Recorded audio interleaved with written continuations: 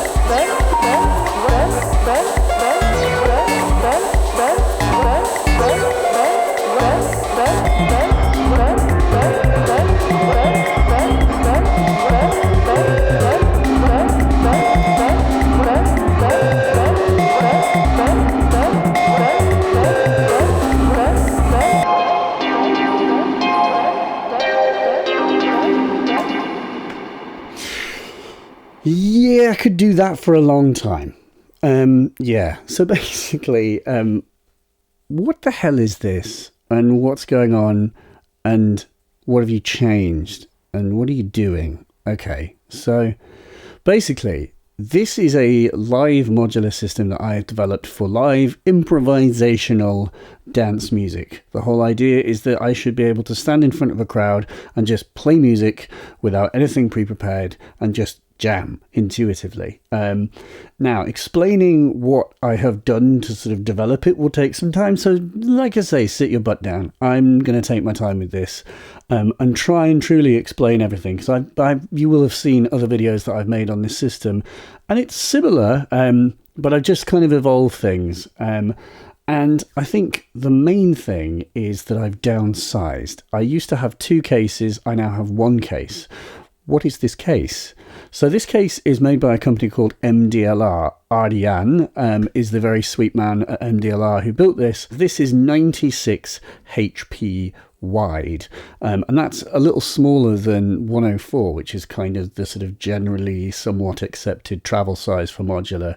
96 is a bit not as long lengthwise, but obviously there are 2 rows here, and what's very neat is this whole thing is one piece. So originally I had 2 cases. I had to carry them to gigs. It was a total pain in the dick, and I would take 2 cases, undo them, have to make connections and stuff. What's amazing about this case is you have clearance here to just about close it patched. In some instances I do have to take out some connections, but on the whole it's pretty sweet and it should close patched. With that said, this bird's nest here, I'm not sure if we'll have some problems when we close it, but we'll work that out. So far so good, and that's awesome because it means 1 case I can just take that and go and play, and you can just open it, power it, and maybe make 1 or 2 connections and you're good to play. Like, that's amazing. That's totally worth it. So if you're considering a live system, make sure you can get one that can close patched, and especially if it's one of these double buffers, 2 systems in 1 basically. But this 96 HP performer case, I say I'm not sure is going to be available. This is made of wood. Ardian has just announced a version that is not made of wood, that is clearly like metal and plastic, which is amazing because the downside of this is it is heavy. There is no getting around the fact that when you build a wooden case, it's fairly heavy. And so I have actually travelled with this. I went to Switzerland with it, and I took it on BA, I think it was BA or Swissair. It was within the carry-on restrictions. I carried it through the airport, didn't have any problems with it, like customs or anything like that. It was totally fine. But I would say, small as it is heavy, and carrying it for any length of the time became quite painful. I did not enjoy the process of carrying it. I'm not going to sugarcoat that at all. I didn't. I'm a puny, weak little wimp, so there's that. But I do know other people who travel with systems and struggle. Bear in mind, if you go on Amazon, you can buy little trolleys, which are like A4 sized and fold right down. I'll put a link to one in the description. Check those out. I've never tried one, but that should help massively. And those trolleys can fold up completely, so you can stuff them in a bag once you're on the plane. So slightly to belabor a point, but I really have been traveling with this, so it is important if you're going to consider it. This is just right for carry-on restrictions, but be well aware that if you travel with something like this on a plane, the people on the plane have every right to tell you at the last minute that, sorry, you got on late, and so there's no space in the overhead locker, therefore your luggage has to go in the hold. They can say that to you. And I've never been in a situation where I've had to argue the point, but I wouldn't like to be. So be well aware that you may get asked to do that. It's a fear, but it could happen. So get on a plane early, don't delay, and perhaps pay for the upgrade. The other thing that you could do is, even if you have a case that is portable, you could buy a Pelly case for it and put it in the hold of the plane. I am very, very confident, even despite how horrific stories of baggage handlers are, if you put it in a Pelly case, I think it's okay. And just yesterday, I purchased a Pelly case for this case because I don't enjoy carrying it so much. So it's an MDLR 96 HP Performer case, and I really do like it. And I like this smaller size. I think there's nothing wrong with it. And I subscribe to Surgeon's philosophy, which was pick your size and stick with it. Don't make this sort of greedy kind of assumption that you can just expand infinitely forever or just add some space. Consider how you can compactize things. Can you find smaller versions of modules and things like this, and really plan your system carefully so that you make it fit within that space? Because there's loads of options, even within like modules that we know and love, like clouds. Although discontinued, you can now get micro clouds and micro plats and micro braids and all of these micro versions, which might allow you to squeeze more in the case. And it just means that you have to be a bit creative. And if you can't do a certain thing, maybe there's another way around it. Maybe there's something else you can do, or maybe it's not that important. And if there's one lesson that I have learned from just farting around endlessly with this stuff, your creativity is more important than the choice of modules. It's what you do with them that counts. You only have to look at people like Lightbath.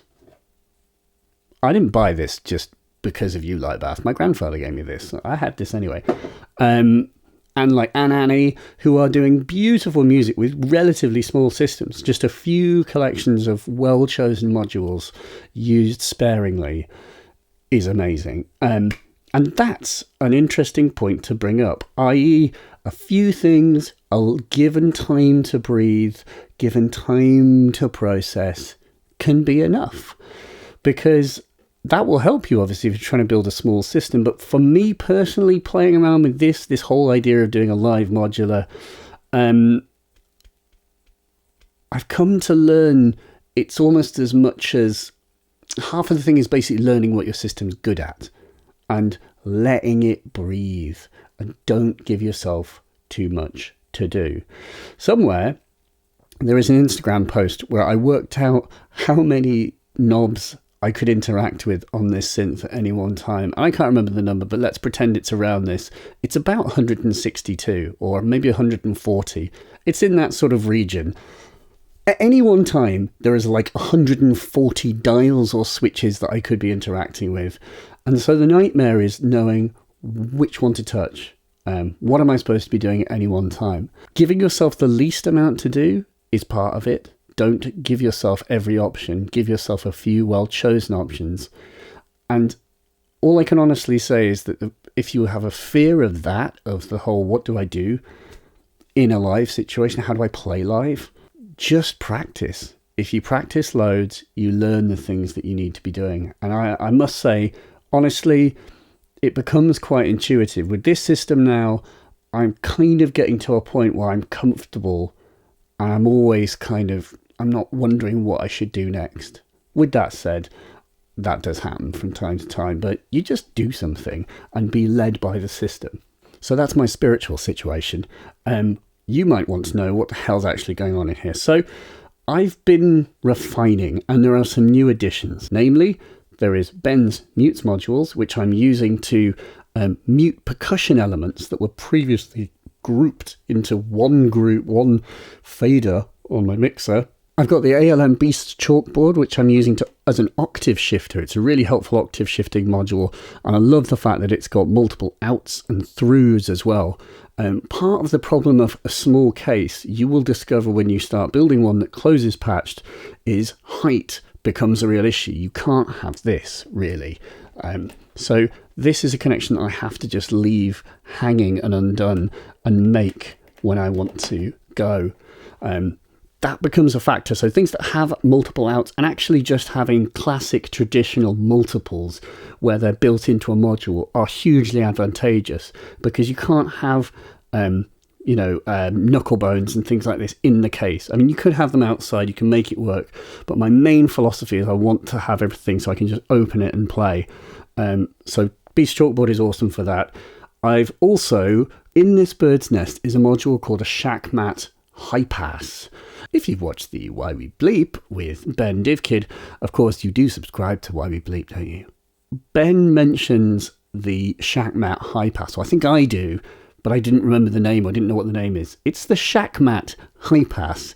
What the High Pass module is, I will show a picture of it, is basically 4 high pass modules, 2 at 30 Hertz and 2 at 100 Hertz. And why do you give a tits about a high pass module? Well, if you've ever mixed music, I think you will probably agree that high pass is one of the most important elements, because so often you just need to get rid of subsonic rumble and nonsense so you can make room for your kick and bass, things that really truly do belong in the lower half of your tune.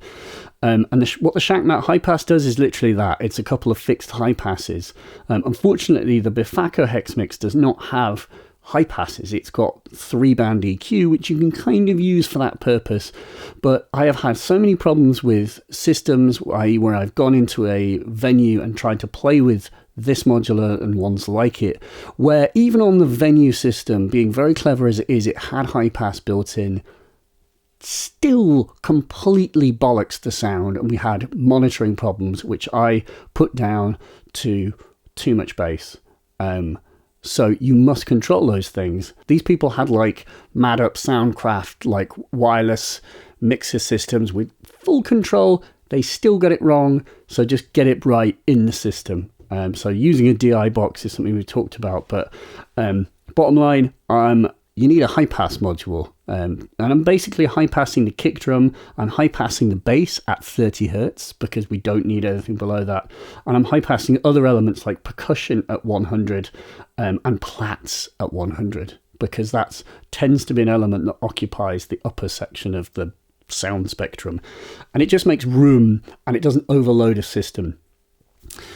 What else? The switch multiple is back, and I'm using it to switch my kicks from the Euclidean circles, which is in there and wasn't there as part of the original case Randoana did, and the grids. So I can have kick drums from Euclidean circles or grids. I'll talk about everything in a sec. Like I said, this is a long video. Strap in, folks. And the other thing is this little tinker. I've got an S142 from my friends at Ladic.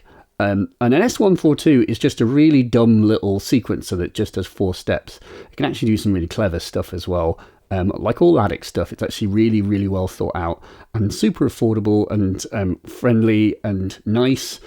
And I'm actually using it to control a abstract data VCA, which controls the volume of the percussion channel. And I'm using this as a 4-stage percussion channel volume shifter so that I can have dynamics. Like I can have a groove. I can have a nice sort of rising and falling push-pull vibey thing, stolen from Stevio. Thanks, Stevio. So yes, that's kind of some of the new elements. Right, what do I actually have in this case? All right, so let me just make sure it is in sync. A quick word on sync. Chris Meyer from Learning Modular, you are a beautiful man. I love you, because Chris has an amazing video about syncing Euclidean circles and grids.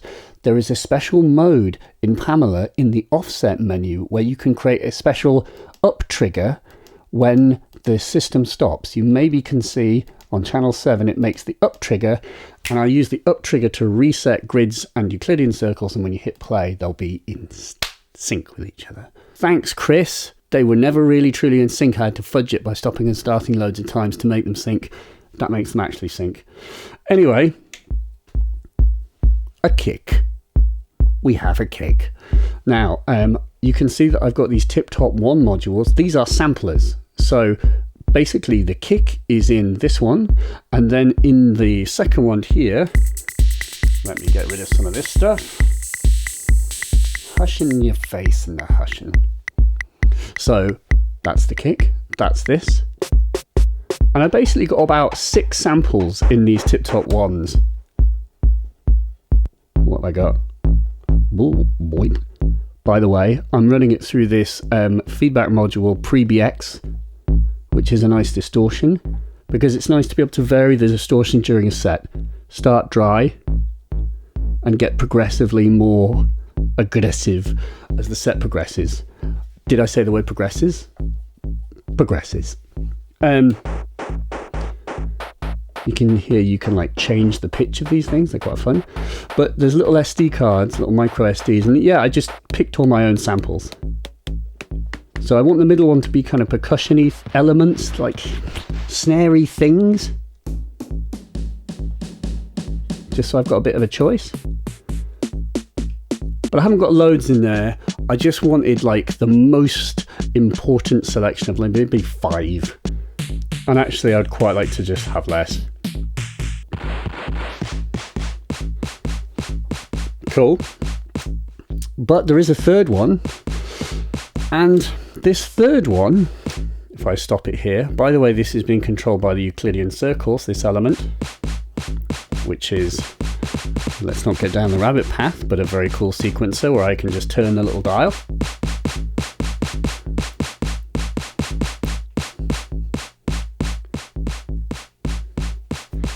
And then I can change the length of these things.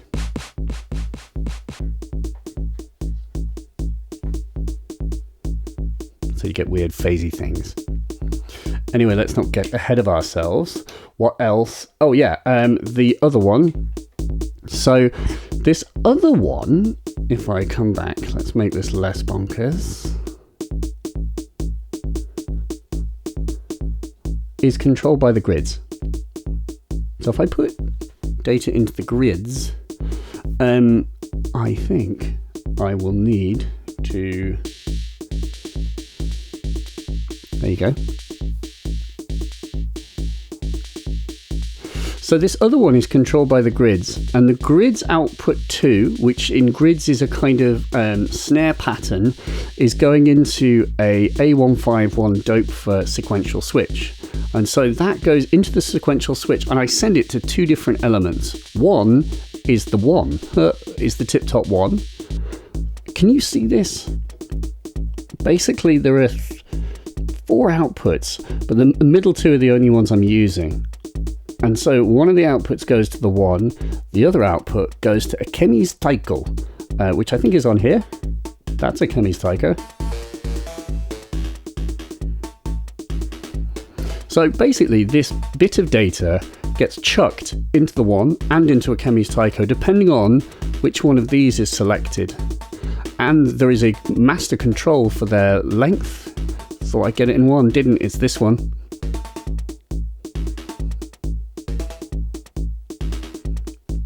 So I can use this Ladic, good old Ladic, Clockworks divider module to basically slow down the pattern that advances the sequential switch, and in so doing mean that the sort of gate sending lingers longer on the 1 or the taiko.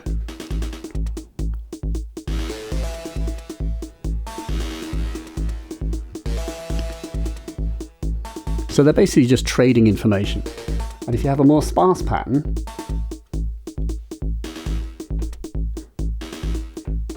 like this, and you make the divider go slower,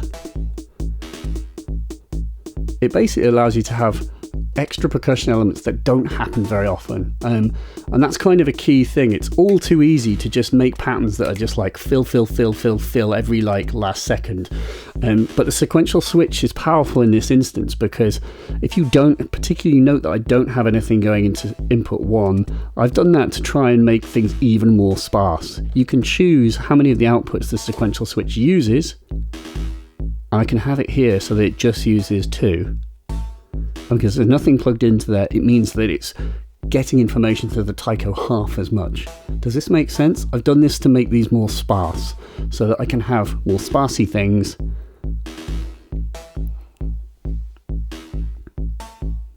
Things that will just kind of pop into existence every now and again. Because you can have, you know, space is important, like space between your notes, all that jazz malarkey. So, that's drums. And as I say, I've got different kicks. Shout out to this kick. If you couldn't tell, this kick is my favourite kick. It reminds me of a tune called Doggy, who, I can't think who it's by, Paul Fronson Johnson Ponson. Really cool tune. I like that kind of 707-y. Okay, so we got some percussion. And then the next thing, by the way, this is the kick on channel 1, and as I said, all the percussion on 2. I do also, I lied, I also have some hats here. So this is the Tip Top 808 hats. I'm using Ben's little system here to open the closed hats. The closed hats are coming from Euclidean circles. Euclidean circles has this thing where from outputs 1, 2, 3, it will output wherever the little yellow lights are on. But through outputs 4, 5, 6, it will output wherever the offbeats are, i.e. wherever the blue lights are. So the interesting thing here, depending on your definition of the term interesting, why can't I not make this? Oh, it's because I need to do this. I need to allow my little thing to come along there. No, that's not right. Good grief. That's it. That's it, mate. That's it. So it's playing the closed hats on the offbeat whenever this one is not. So you get a sort of interplay. It's not the funkiest interplay. It's not like perfect and sweet and lovely, but it's not bad. So I'm kind of fine with it. My phone had deleted my notes. Thanks, mate. That's helpful. And then the other thing is I've got a third grids channel, which is going to the open hats. And because of the way that the Hats 808 is designed, the open hats and closed hats choke each other. Well, the closed chokes the open. So if I turn this off, you get a nice kind of steady thing. Not so steady, because you can hear this. So do you remember I said that I'm using this 4-step sequencer to kind of gate the percussion? Well, I am.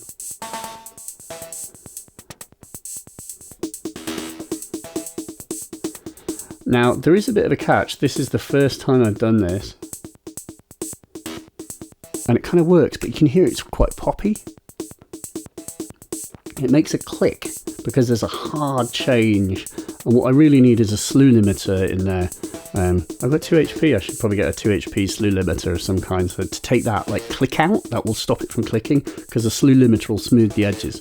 Anyway, point is, I've got this as well. And then actually, as a final bit of percussion, I'll stop this from making hush in your face, hush in your face, hush in your face. Other thing,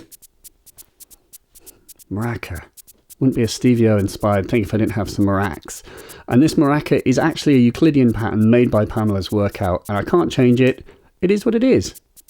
But when you change the feel, you can kind of mess with it, and it interacts with the other stuff in an interesting way. So it's just nice to have. Final thing, top one is just an on 2 and 4 clap.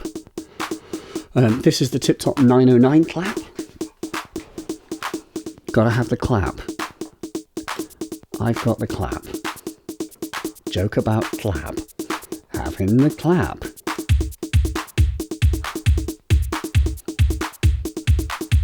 I've lost the downbeat.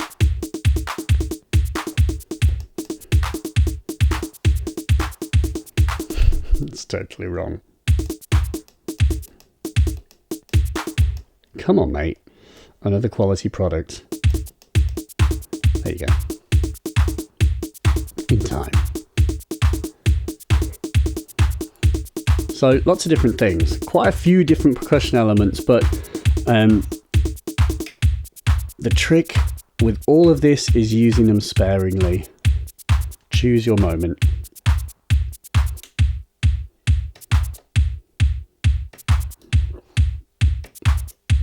Bass. I like the mutes. It's got this dabby thing. I made a video about it. If you would like to know more about the mutes, please check the video. Next thing, plats. Hello. This is the plats from Multiple Instruments. Plats is a multi sort of mode oscillator.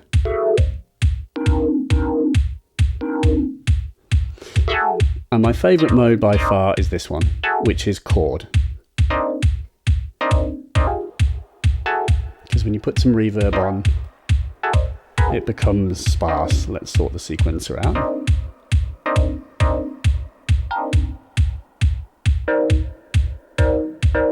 That's a nice one.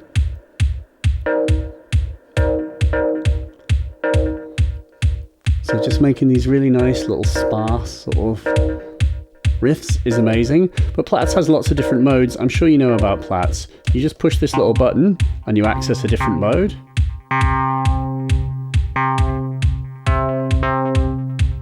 And you can twiddle little dials and it does different things. And there's some kind of percussion modes as well, which mean it can kind of double as a sort of weird percussion module. Yes, that's what I'm talking about.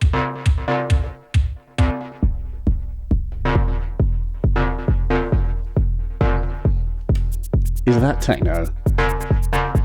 Someone will say it isn't, but they're wrong. It's all techno.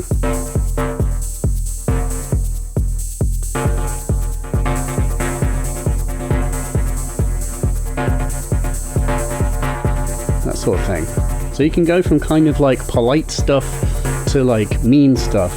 But I think what's great about Plats, someone asked on Instagram, shout out to you, person on Instagram, I've forgotten your name, shout out to Who is the Metro on Instagram, who asked, why no Shapeshifter? Which is a fair point. Shapeshifter is amazing, and I suppose it's just a way of talking about the fact that Plats is great because it's just lots of modes, very immediately accessible with only 3 dials. So if you just want to get things quickly like that sound, with something like Shapeshifter, it's a fucking amazing module. It is absolutely incredible. And to be honest, if you just knew it well enough, there's no reason that you couldn't wield it live. You definitely can. But there's an immediacy to this. It's very analog in its sort of implementation. You just push the button, you get something. Now I'm in chord mode. And I know that if I hit play, we get chords. So it's being able to make that kind of shift now back into like weird mode. You can very quickly go from one mode to the other. That's like worth its weight in gold. Now, how am I triggering it? You can trigger Plats to be its own complete voice, but I'm not quite doing that. I'm using other modules. Namely, I'm using a module called Jove, which is this amazing filter made by System 80.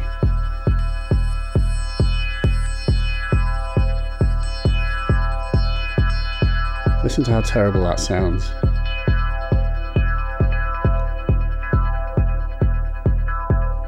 So Jove is a filter based on the Jupiter of 6, the dark horse of the Roland family. I have one, and it's an awesome sounding synth, but it is weird.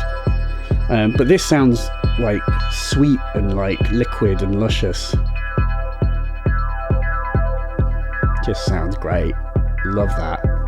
and it's just the right type of like acidic whilst also being kind of sweet and sexy. Talk about personifying your filters. Anyway, so you've got multiple inputs on the Yove, and actually I have the second input with the other output of Platt's. I don't use it much, but it's there because Platt's outputs has two harmonic outputs, a main one and an aux one, so you can kind of get another sound. And there are different modes. I tend to just use the 24 decibel low pass. Now, there are also two CV inputs. Now, one of the CV inputs is this module called Stages.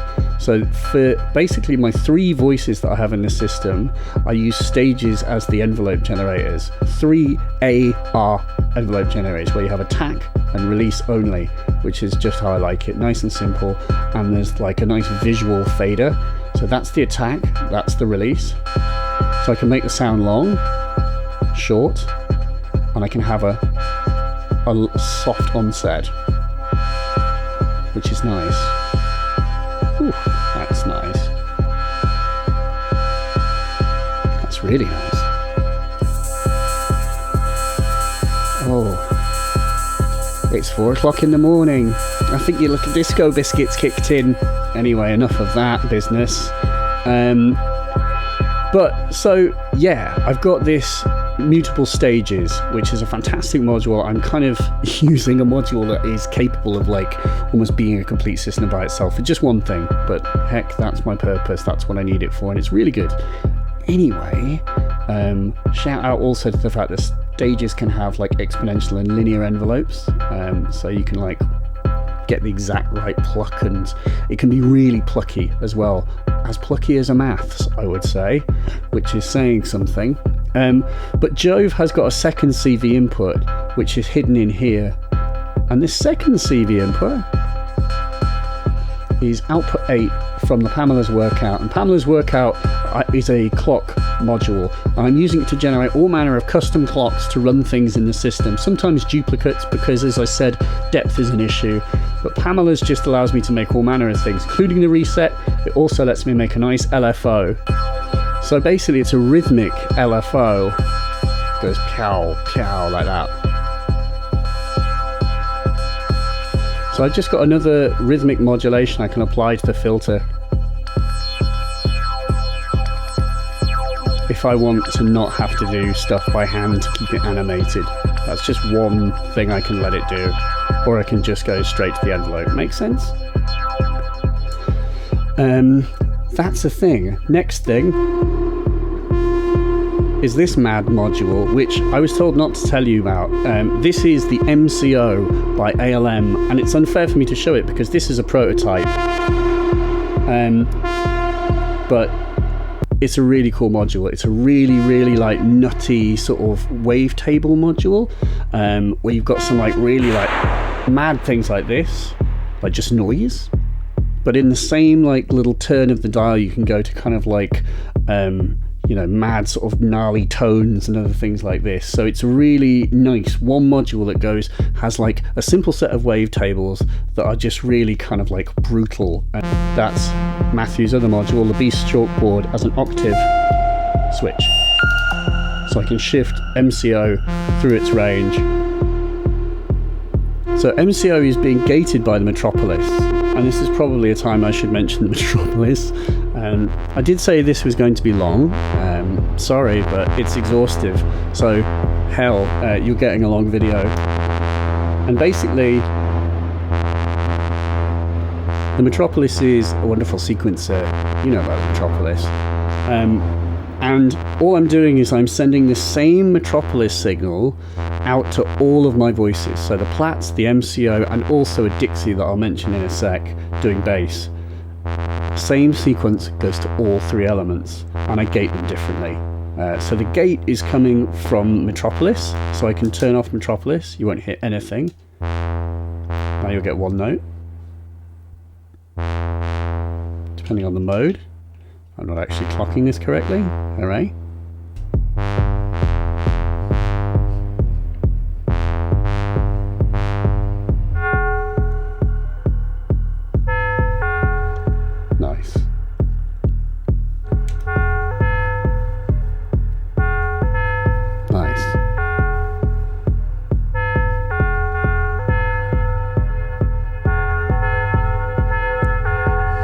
Very nice.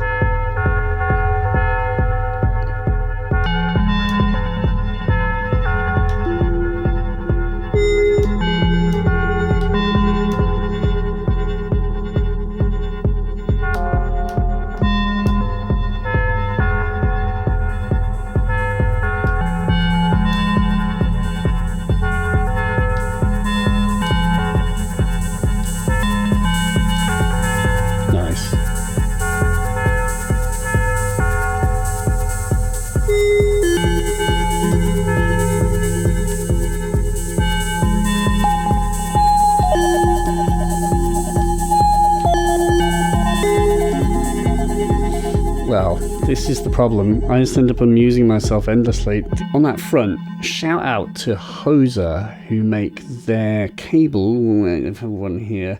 God, why can't I find one? This thing, the Hoser, sort of funky multiple. What's good about this is that you can use it to have a load of stuff on stack cables. Like, it's a good stack cable accessory. Shout out to the stack cable, which is obviously the stacking cable. But using this and a combo of stack cables means you can have big long lines of things that you can kind of tuck laterally under modules. And I'm going to have to do that here. I think I need to have one of these Hoser things and then my big long line of stack cables and then tuck it in here. This is just such boring shit because it's the stuff you don't think about with modular grid, but it's the stuff that actually allows you to make a case that can close patch and has this many connections. Anyway, shout out. So MCO is another voice being gated by the Metropolis. What I didn't mention earlier is that the Plat is being gated by this S180 sequencer from Laddick. So every time you see a little light on here is when it triggers it. So that I can have sparse things and I can change the length to be maybe 5 steps. There you go, that's 5 steps. And remember this divider module that I was using to change the A151? Well, the other side of it, do I get it right? No, I get it wrong every time. I need to make a note of this. But the bottom one controls this. And then I've also got this sequencer currently as just a kind of modulation sequencer. So this thing makes gates and it makes voltages. Originally I was using 2 of these to make my voltages. I'm not at the moment, but maybe I will later. But the CV out I've got going as a into the octave shifter of Metropolis. And then if I change this, it won't go up until... And what's nice here is if you make this go really slow, you can kind of get like 4 stage shiftings. So maybe if I make it 4 steps long.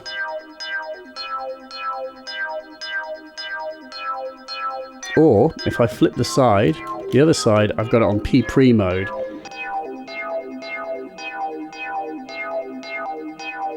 P-pre is a mode where it's going to add together the voltages from here and the Metropolis together before the quantizer, so that it creates a weird little like mishmash of the 2 voltages working together. If I turn this down, it'll change. So now you're just hearing the voltages that are on the sliders, but if I do it up, you're hearing a combination of sliders and these together. And then if you do like 3 steps, then these are going to phase.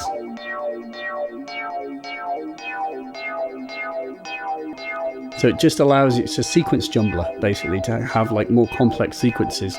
But I think as I've been playing around with this, it's like, there's a real art to like finding sort of, how do I even put this, but like, just how you set the sequencer up to make sequences that are good and actually jammable or that are interesting, nice to listen to.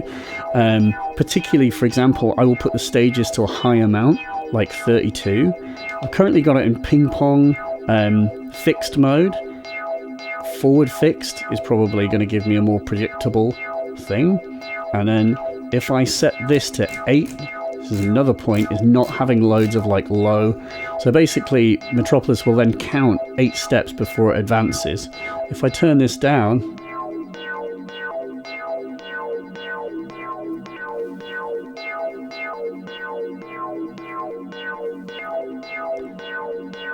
we get a longer sequence.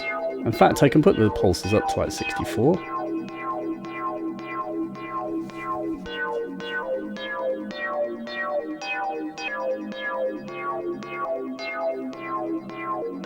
So you're getting these longer passages. So it's so tempting to just keep these low and just have these like funky, like wibbly jibbly jumply jazzy things, but inevitably simpler for dance music, simpler things that last a longer time are probably better.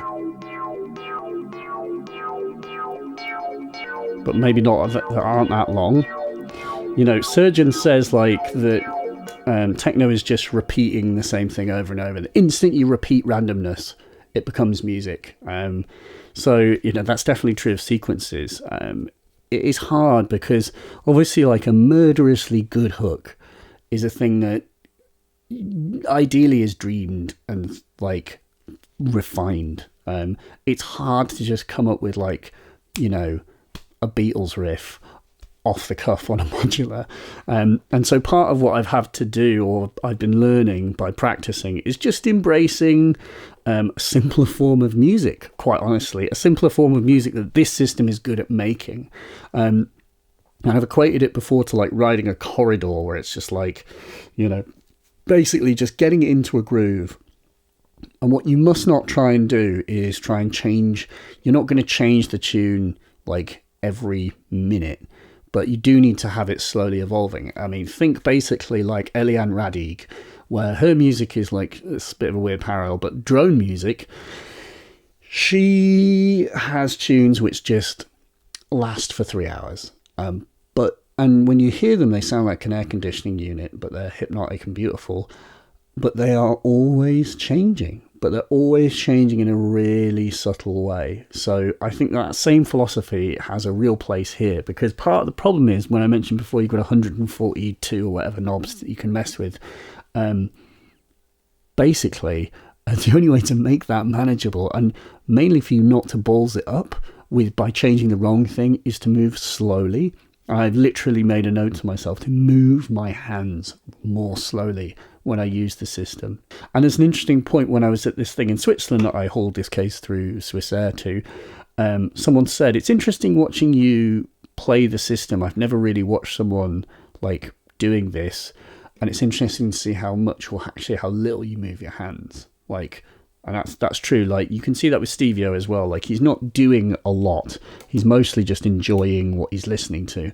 And he's just kind of steering like little course corrections with the ship just to like, and that I think just only comes through practice, because practice teaches you what element has been dragging for too long and where you could take it. You might think it becomes overwhelming.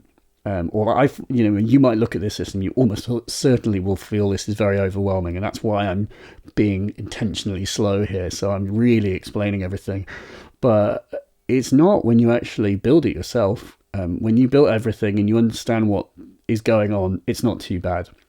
Although there are still moments where, it's particularly with the percussion, I probably don't have enough switching. Not everything is on a switch. There is still some gritty stuff.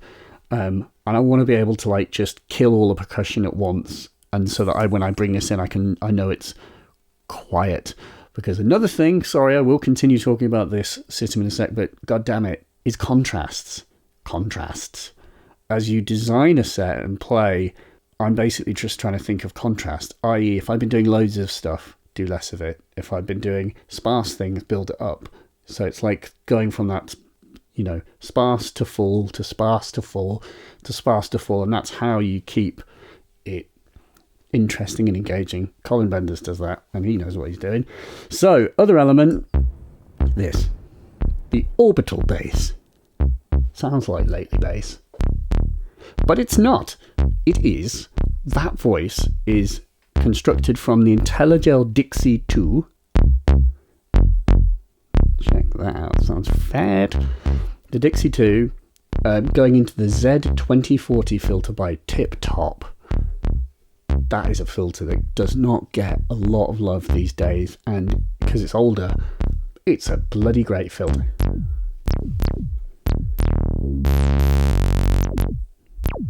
It kills. And it's also a VCA as well. This is based on the Prophet, so it's basically a Prophet filter. Obviously, I'm also controlling its shape from the Stages. And what is actually creating the pattern is a slightly nutty thing. It's a bit gridsy, but basically it's a combination of two abstract data modules. So I've got the abstract data ADE 60. Sorry, Justin, it is the 60, which is basically a sort of handy mix utility module.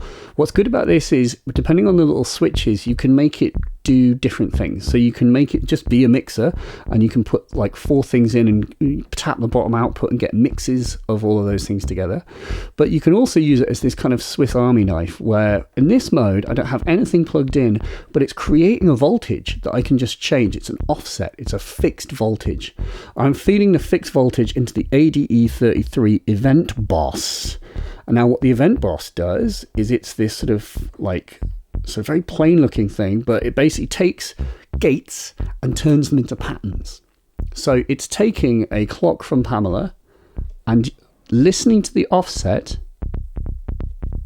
Depending on where the offset is, I'll make it a bit brighter so you can hear it.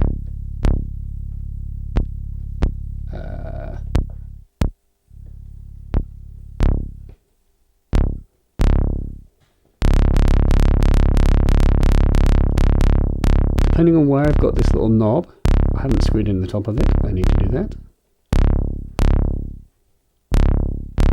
It makes a different pattern. I can bring it up. There's a little voltage, octave switch.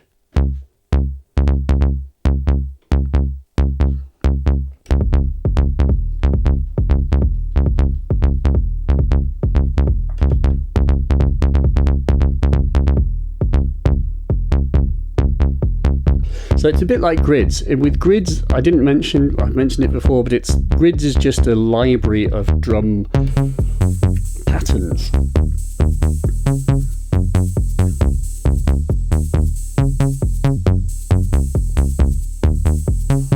And basically by turning the dial you get more, and if you turn it clockwise you get more, if you go anti-clockwise you get less.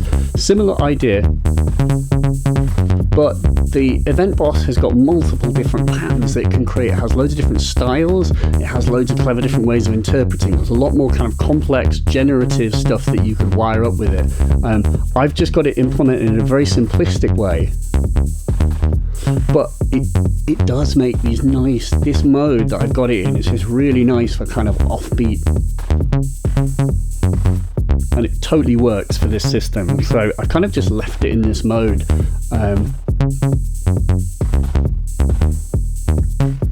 And then I'm using the offset dial from this just to choose how much or not I have. Make sense?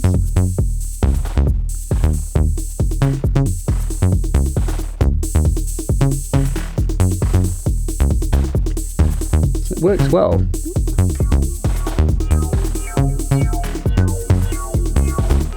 It does sound a bit like Orbital. It's like a cry for survival. Cry for survival. Survival for them and for us. Us.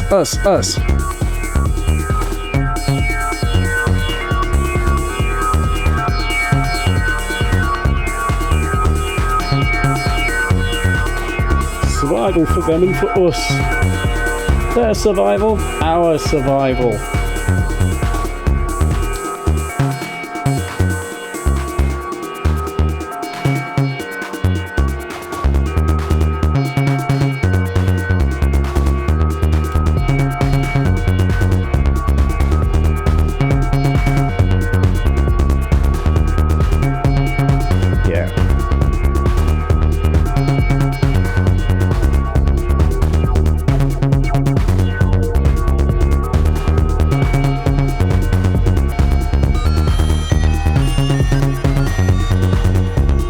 So I've got the top bit of these short board controls, the plats. So, makes sense? Now, there is one other control that I've given myself that I'm actually starting to explore, which is this. Again, inspired by Stevia, what isn't? You're meant to take a drink every time I say Stevia, by the way. Stevia, take a drink, Stevia. What that is is the FM input of the Dixie being fed by the MCO. So the MCO, which is the oscillator, that has got a sub-octave output. I'm using that as a FM modulator for the bass. So basically, two oscillators talk to each other if I want them to. And it kind of stays the right side of harmonic because the two oscillators are linked in pitch because they're both being fed by the Metropolis. It's nice to have a little atonal. Sounds good. FMing that.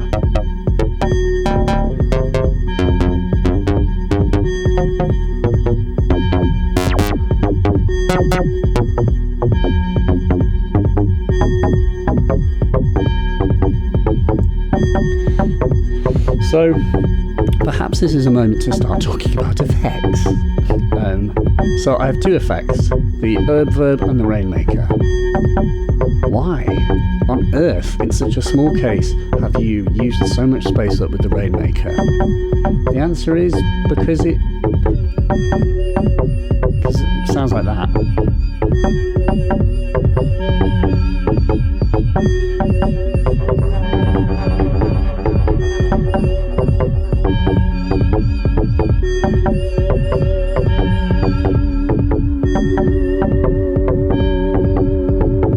Got a super beautiful, haunting, track-filling vibe.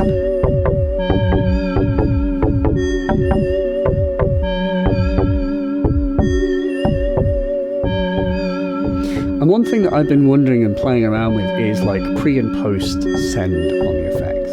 So this top one is the Verb. I'm going to put it in pre-mode. I'm going to put them both in pre-mode. Wow. So the difference, in case you don't know, between pre and post sends on effects means that the mixer, which I can talk about in a sec, will send to the effects before the volume or after. Meaning that if I silence the tracks and mute them, on post, the effects would fall away because I'm not sending anything to the effect. But the mad thing about pre is it will send even if the channel is muted, which can be both beautiful and fantastic and also really confusing and horrible in a live set. If you just want to if you've got too much stuff going on and you're trying to pull everything out, pre is a little bit more unruly because I can just turn up the effects send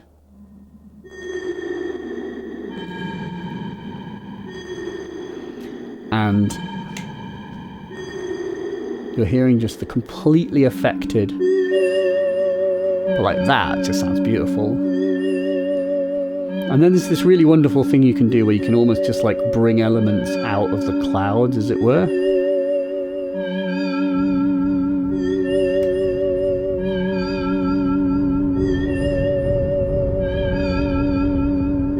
By carefully working that.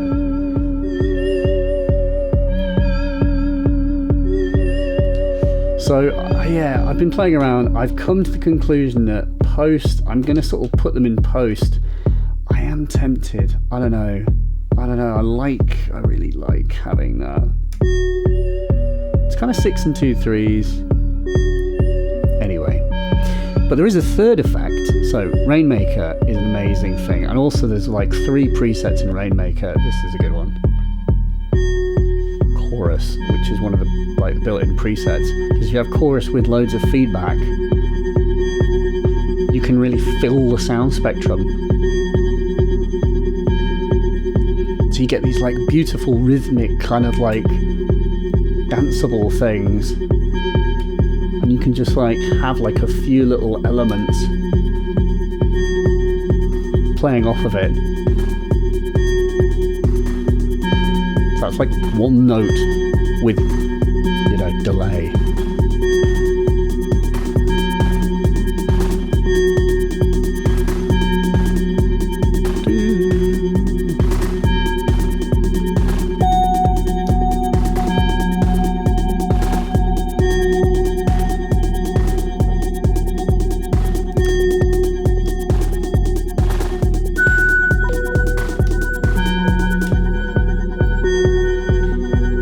then the other one is Verb.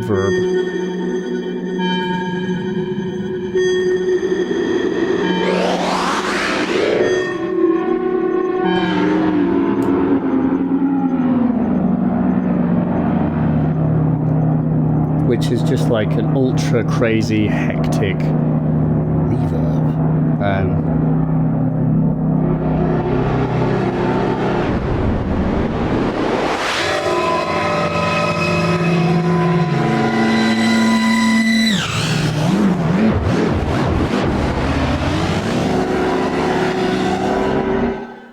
But it's totally playable. What's amazing about Verb is it's 7 knobs.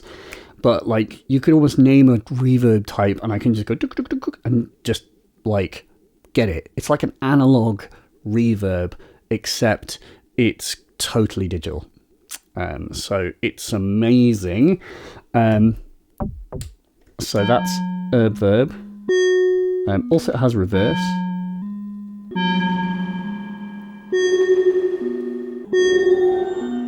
It has this spooky like pitch shifting thing.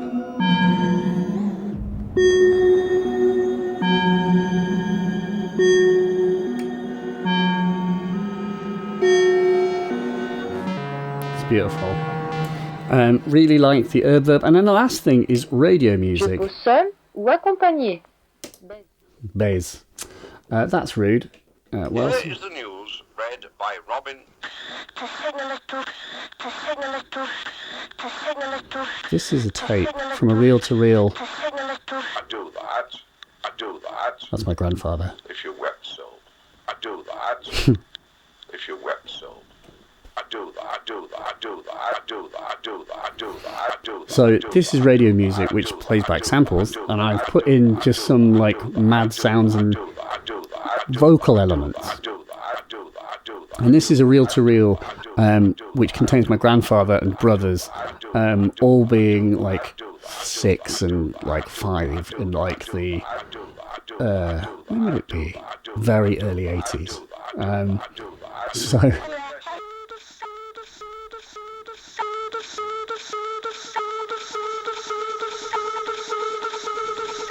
but this stuff is great. I think that's my brother Joe.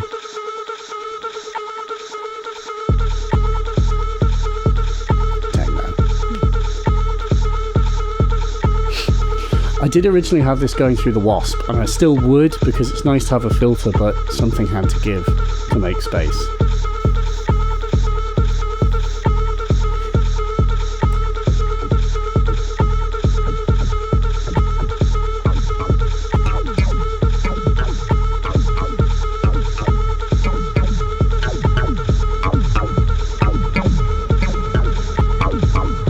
Started to get the idea. So you've got then a vocal element, and then again the whole thing's being married by this mixer, which shout out to the Hex mix by Bifaco. Manu at Bifaco is the man, and basically as far as I'm concerned this is like the perfect mixer.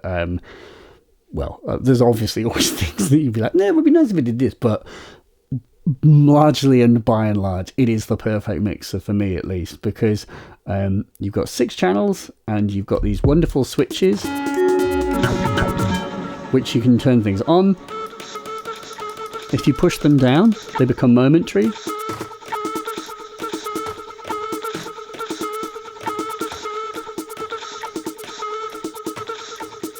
so you can do this.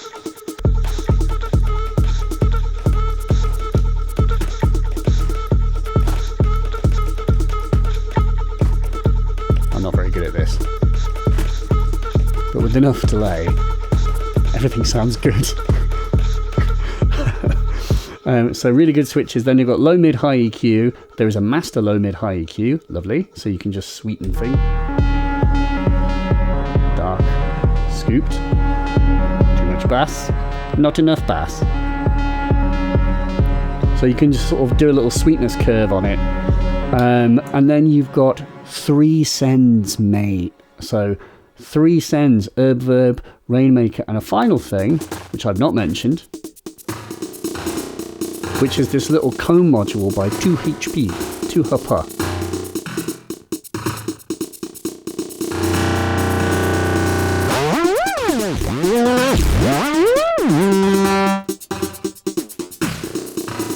which can be like a nutty tone generator, but I really like it for this kind of short zingy delay.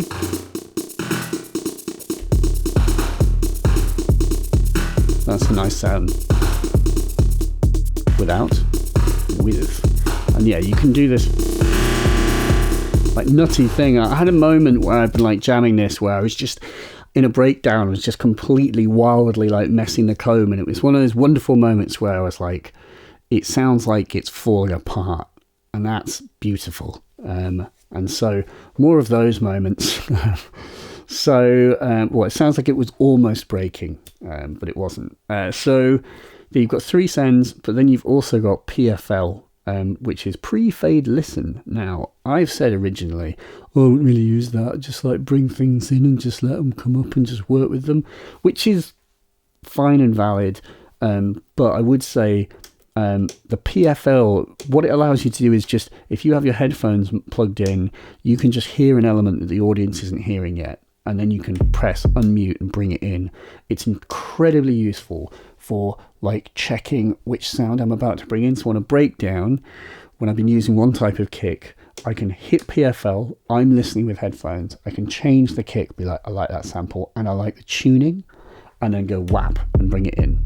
So it is amazing. And I will say one other thing about monitoring, which is that monitoring at a gig is incredibly hard. It's been the source of extreme woes for me on many an occasion. And basically, I concur with the person at the Swiss synth event I went to who said, why don't you just monitor on headphones? And the reality is there's like this whole thing when you're in front of an audience, you want to connect with the audience, you want to be in the same space as them, and you want to hear what they're hearing and experience it with them, because let's face it, it's really fun to hear your system on a big system. Like, that's half of the funniest thing about playing live, is just experiencing the viscerality of your music. It's why that sub pack is actually genuinely awesome, because the sub pack just lets you experience the physical sensation of music in a way that you can't from just headphones. Anyway, which is a long-winded way of saying, every time I've played live, I've always wanted to just experience it in the room, but I had loads of problems. I played a gig where the monitors kept cutting out, and I think that's partly to do with bass. And basically, I think they're right. You should just use headphones. Just wear your goddamn headphones. It at least gives you a reference point.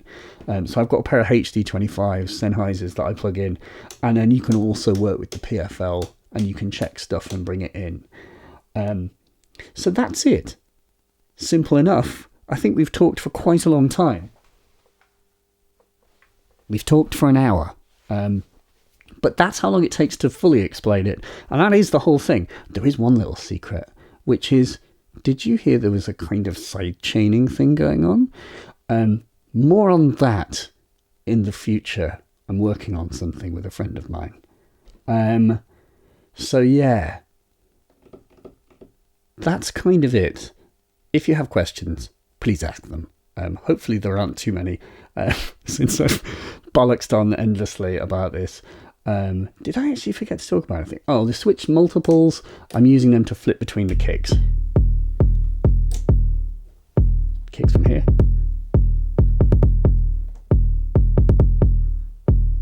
That's a nice one.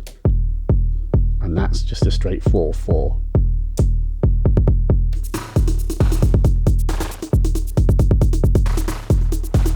Nice to have some kicks and things. No, it doesn't have to all be 4/4. But I do like a 4/4.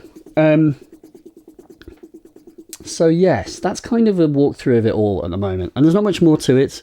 All I would say is it really is about just practicing your system. You don't need all of this shite that I've got to do a similar sort of thing. I'm sure you can do a lot of it with a lot less. And just practice to buggery so that you're comfortable. And if the question is, when are you ready? The answer is probably never. But I'm going to quote Tom Erb, the creator of the Verb, who, when I was at Hawley in Nam many years ago, he said to me, when I asked, how do you know when a module's done? How do you know when you've made a good module and it's ready? And he said, when I just start playing around endlessly and I suddenly realise that I've just been messing around with it for like an hour and I totally lost track of time. that's when it's ready, because I'm just enjoying the experience of playing with it, and I'm not worried about why isn't it doing something else. I'm just in the flow state, all that jazz malarkey. And I apply the same logic to the modular. This system has really matured a little. It's taken me a long time, and I've made lots of mistakes along the way and made a fool of myself in the process. But I'm actually semi-confident that it's at a point where the problem is no longer the modular, and the problem is only me and my practicing level. So it's a good place to be. There are always things that I'm going to tinker with, I'm sure. That's it. If you love this video and other content, please do a subscribe. Click bell button and send money to me. I need it because I'm spending it all on the modules. Yes, please go on my Patreon. Buy some of my music on Bandcamp. In fact, there's even more music. You can hear this YouTube album. That's free. You can have that free. Go listen to it. Tell your friends. And be beautiful. Because you are. I love you. Goodbye. Bye.